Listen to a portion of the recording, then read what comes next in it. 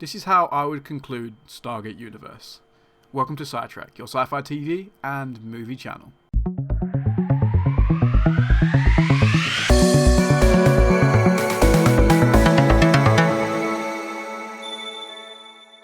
Now last week, Jay made a video with his theory on how they would save the crew of the Destiny, or at least what the outcome for them would be if a new Stargate show was greenlit, and it was pretty dark. This, however, is how I would conclude Stargate Universe. So sit back, relax, and enjoy. Eli manages to ration the food and water, eating just enough to survive, while simultaneously thinking of ways to fix the last pod. He isn't successful in fixing the pod, however he was able to figure out a way of interacting with the gate, causing a glitch that meant he would be stored in the gate's buffer, releasing him just before the buffer is erased, and then taking some time in between to figure out everything he could about the Destiny. He does this over a period of a few years, until Destiny finally reaches the other galaxy. The Destiny stops in a solar system very similar to Earth, where he is able to find food and water, enough to keep the crew going for many months. He's able to top up the air filters, replenish the water supplies, and although he now has a surplus, he sticks to a strict rationing. He continues to do this for a few months until he is sure he's in a position to wake up some of the crew. He first wakes up Colonel Young, who is surprised to see Eli has lost a lot of weight and asks how long it's been. Eli tells him 5 years.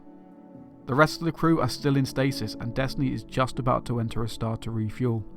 Eli tells Young that he knows where in the universe they are. Thanks to the master code from Rush, Eli's had a long time to study the Destiny and is confident he can turn the ship around.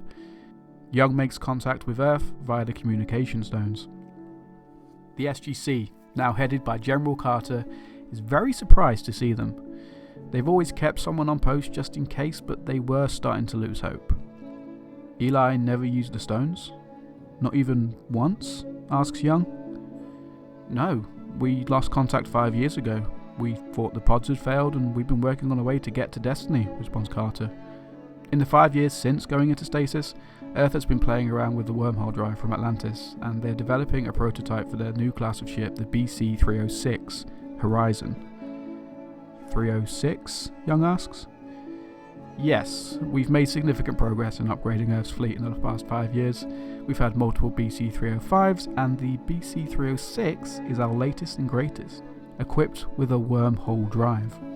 The only problem is, without knowing exactly where you are, it's going to be like finding a needle in a haystack. Young interrupts.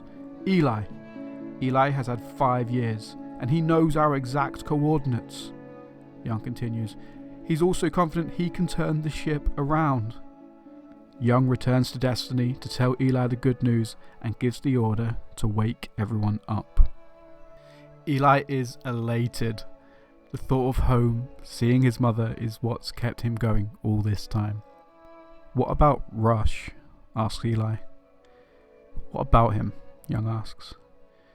Well, I know how to turn the ship around, but Rush isn't going to be very happy if we abandon Destiny's mission. Young interrupts Eli. We have been stuck in those pods for 5 damn years. I could give a rat's ass what Rush thinks. In fact, make sure he is the last person out.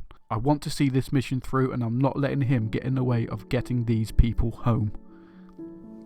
Eli begins to periodically revive the crew, telling each of them about the plan. Whilst Rush remains in stasis, the crew celebrate and ask Eli about his time whilst they've been in stasis. He explains how he managed to survive all this time by using the gate and tells them all the amazing discoveries he's made about the ship. Did you know there's a whole separate compartment filled with stasis pods that we didn't even see? Eli explains. Why didn't you get into one of them? Lieutenant Scott asks. Well, you're not going to believe this. They're already occupied. Lantian scientists, I assume. I didn't want to revive them because, well, I know I could be grouchy after a long nap, but these guys have been in there for millions of years.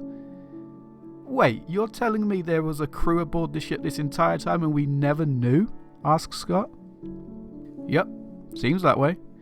Reading the ship's earliest logs, I figured they were probably put there to revive as soon as Destiny reached the signal. Young walks in, overhearing a conversation. Well, we're not going to be around for that day. I've just been in contact with General Carter. General? Scott exclaims. Yes, Lieutenant. It's been a long time. You're telling me, Scott replies. Young continues. The Horizon is scheduled to be with us in 3 months, which means we've a lot of time to kill. Thanks to Mr. Wallace here, we have enough food and water to survive for 6 months, so now all we do is wait. The crew cheer and celebrate. Let's revive Rush and tell him the plan. If he wants to stay, he's more than welcome, but in 3 months' time, we're getting on that ship and we're leaving, Young tells Eli. 3 months later, the BC-306 Horizon arrives in a distant galaxy. They find the Destiny, make contact, and get the crew on board. Rush, instead of returning to Earth with the others, opts to sit in the ancient chair, uploading his consciousness to Destiny's computer. At least you'll get to discover what the ancients couldn't, Young says. As the Horizon veers away from the Destiny, Eli looks out of one of the observation decks, a tear on his cheek. We're going home.